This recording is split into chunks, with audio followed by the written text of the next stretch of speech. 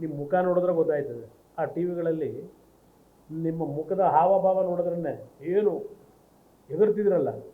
ನೆನ್ನೆ ಯಾಕೋ ಸ್ವಲ್ಪ ಬಾಲ ಸುಟ್ಟ ಬೆಕ್ಕು, ಬಾಲ ಸುಟ್ಟ ಬೆಕ್ಕಿನ ಕಥೆ ಆಗೈತಿ. ಈಗ ಕೊಡಿತಾ, ಈಗ ನಿಮ್ಮ ಎಸ್ ಐ ಟಿಯಿಂದ ತನಿಖೆ ಮಾಡ್ತೀರಾ, ನಿಮ್ಮ ಶಿವಕುಮಾರ್ ಇನ್ವೆಸ್ಟಿಗೇಷನ್ ಟೀಮಿಂದ ಆಗುತ್ತಾ ಮಾಡಕ್ಕೆ ನಿಮ್ಮ ಕೈಲಿ? ಯಾರನ್ನ ಮುಳುಗಿಸ್ಬೇಕು ಅಂತ ಹೊರಟಿದ್ದೀರಿ?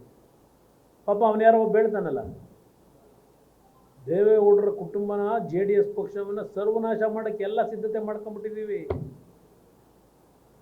ಎಲ್ಲ ಹೋಗಿದೆ, ಹೆದರಬೇಡ, ಹೇಳಿಕೆ ಕೊಡು. ನೀನು ಅಲ್ಲೋಗಿ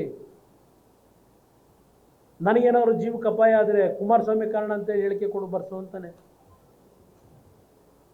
ಕುಮಾರಸ್ವಾಮಿ ಕಾರಣ ಅಂತೇಳಿ ಬರ್ಸು ಅಂತೇಳಿ. ಏನು ಪರವಾಗಿಲ್ಲ. ಇಲ್ಲಿ ಇರೋದು ನಿಮ್ಮ ಸೆಕ್ಷನ್ಗಳು, ಬೇಲೆಬಲ್ ಸೆಕ್ಷನ್ ಅಂತ ಹೇಳಿದ್ರೆ ಬಿಡಪ್ಪ ಅವೆಲ್ಲ ಏನು ತೊಂದರೆ ಇಲ್ಲ, ನಾನು ಅದಕ್ಕೆ ಎಲ್ಲ ರೆಡಿ ಮಾಡಿ ಈಗಾಗಲೇ ಏನೇನು ಕೊಡಿಸ್ಬೇಕೋ ಕೊಡಿಸಿದ್ದೀನಿ. ಯಾರು ಹೇಳಿರೋದದು? ಇದೇ ನಿಮ್ಮ DK ಶಿವಕುಮಾರ್ ಎಲ್ಲ ರೆಡಿ ಮಾಡಿಬಿಟ್ಟಿದ್ದೀನಿ. ಅದು ಯಾವಲ್ಲ ಹಿಂದೆ ಒಂದು ಬೇರೆ ಒಂದು ಸಲ ಪಾಪ ಯಾರ ಬೆಳಗಾಮ ನಮ್ಮ ಸಾಹುಕಾರರ ಬಗ್ಗೆ ನಡೀತಲ್ಲ, ಅದೊಂದು ಸ್ವಲ್ಪ ಏನಾಯ್ತದು ಕೇಸು? ಬೆಳಗಾವಿ ಸಾಹುಕಾರರ ಮೇಲೆ ಇವರೇ ತಾನೇ ಮಾಡಿದ್ದೆಲ್ಲ, ಕರ್ಕೊಂಬಂದು ಯಾರನ್ನೋ ಕೂರಿಸಿ ಎಲ್ಲ ಇದು ಮಾಡ್ಕೊಂಡು. ಅದು ಇದೆ ಪಾಪ, ಒಂದು ಆಡಿಯೋ ಇದೆ. 30-40 ಕೋಟಿ ಖರ್ಚು ಮಾಡಿದ್ದೀನಿ ಆ ಕೇಸಲ್ಲಿ. ಆ ಆಡಿಯೋನೂ ಇದೆ. ಬೆಳಗಾವಿ ಸಾಹುಕಾರನ ಟ್ರ್ಯಾಪ್ ಮಾಡಿರೋದು. ಇಲ್ಲಿ ದೇವೇಗೌಡರ ಕುಟುಂಬನ ಸರ್ವನಾಶ ಮಾಡ್ತೀನಿ ಅಂತ ಹೇಳ್ತೀರಲ್ಲಪ್ಪ, ಈ ಜನತೆಗಳ ಅಷ್ಟು ಸುಲಭ ಸರ್ವನಾಶ ಮಾಡೋಕ್ಕಾಗಲ್ಲ. ಭಗವಂತ ಇದ್ದಾನೆ ಕಾಪಾಡೋಕ್ಕೆ. ಇಲ್ಲಿ ನಮ್ಮ ಡಿಮ್ಯಾಂಡು ಈಗ ನಮಗೆ ಬೇಕಾಗಿರೋದು, ನಿನ್ನೆ CBIಗೆ ಚಾಲೆಂಜ್ ಮಾಡಿದ್ರಲ್ಲ, ಮಾಡಬೇಕು ಅಂತೇಳಿ. ಬಹುಶಃ ವಿವೇಕ್ ಸುಬ್ಬಾರೆಡ್ಡಿಯವರು ಏನೋ ಒಂದು ಮಾತು ಹೇಳಿದ್ರು, CBIಯೂ ಬೇಡ, SITನೂ ಬೇಡ, ಜುಡಿಷಿಯಲ್ ಎನ್ಕ್ವೈರಿ ಯಾರಾದರೂ ನಮ್ಮ ಸುಪ್ರೀಂ ಕೋರ್ಟ್ನ ಸಿಟ್ಟಿಂಗ್ ಜಡ್ಜು, ಹೈಕೋರ್ಟ್ನ ಸಿಟ್ಟಿಂಗ್ ಜಡ್ಜ್ನ ನೇಮಕ ಮಾಡಿ ಅವರ ಒಂದು ಸಮ್ಮುಖದಲ್ಲಿ ಇದರ ಬಗ್ಗೆ ತನಿಖೆ ಆಗಲಿ ಅಂತ ಅವ್ರು ಕೇಳಿದ್ದಾರೆ. ನ್ಯಾಯಯುತವಾದಂಥ ಒಂದು ತನಿಖೆ ಕೊಡಪ್ಪ, ಅದನ್ನು ಮುಖ್ಯಮಂತ್ರಿ ಕೇಳ್ತೀನಿ. CBIಗೆ ಬೇಡ, ಯಾರಾದರೂ ನ್ಯಾಯಯುತವಾಗಿ ಒಂದು ತನಿಖೆ ತರಲಿಕ್ಕೆ ಜುಡಿಷಿಯರಿ ಎನ್ಕ್ವೈರಿ ಕೊಡಿ. ಇದು ನಾನು ಕೇಳ್ತಕ್ಕಂಥದ್ದು. ಇಲ್ಲಿ ನಾನು ಇವತ್ತು ಸರ್ಕಾರಕ್ಕೆ ಡಿಮ್ಯಾಂಡ್ ಮಾಡ್ತಕ್ಕಂಥದ್ದು, DK ಶಿವಕುಮಾರ್ ಕಾನ್ಸ್ಪಿರಸಿ ಏನಿದೆ, ಆ ಹೆಣ್ಣು ಮಕ್ಕಳ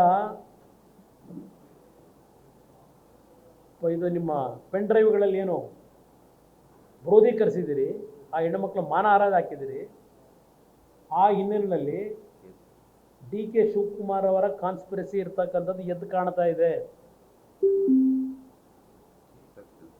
ಫಸ್ಟು DK ಶಿವಕುಮಾರ್ನ ಕ್ಯಾಬಿನೆಟ್ಟಿಂದ ಸಸ್ಪೆಂಡ್ ಮಾಡಬೇಕು, ಡಿಸ್ಮಿಸ್ ಮಾಡಬೇಕು. ಇದು ನಮ್ಮ ಡಿಮ್ಯಾಂಡು. ಅಷ್ಟು ಸುಲಭವಾಗಿ ಬಿಡೋದಿಲ್ಲ, ಈ ಕೇಸ್ನ ಮುಚ್ಚಾಕಲಿಕ್ಕೂ ಬಿಡೋದಿಲ್ಲ. ಇದರಲ್ಲಿ ಯಾರೇ ತಪ್ಪು ಮಾಡಿರಲಿ, ಆ ತಪ್ಪಿಗೆ ಶಿಕ್ಷೆ, ತಲೆ ದಂಡ ಆಗಲೇಬೇಕು.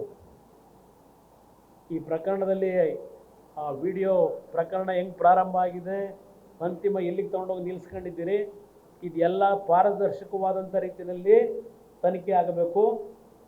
ಥ್ರೂಔಟ್ ಈ ಇಶ್ಯೂನಲ್ಲಿ DK ಶಿವಕುಮಾರ್ನ ಕಾನ್ಸ್ಪಿರೆನ್ಸಿ ಏನಿದೆ, he must be suspended from the cabinet.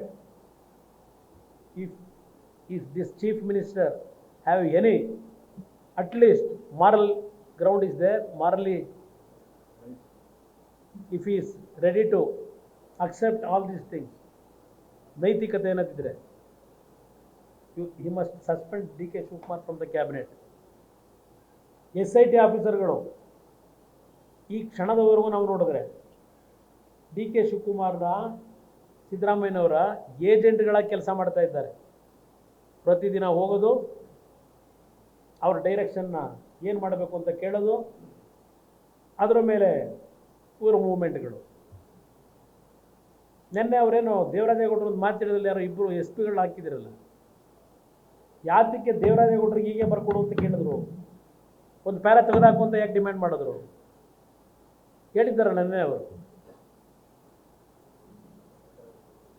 ಇನ್ನೂ ಅಫಿಷಿಯಲಾಗಿ ಕರೆದಿಲ್ಲ ಅವರು ದೇವರಾಜೇಗೌಡರನ್ನ, ಅನ್ಅಫಿಷಿಯಲಾಗಿ ಕರೆಸೋರೆ.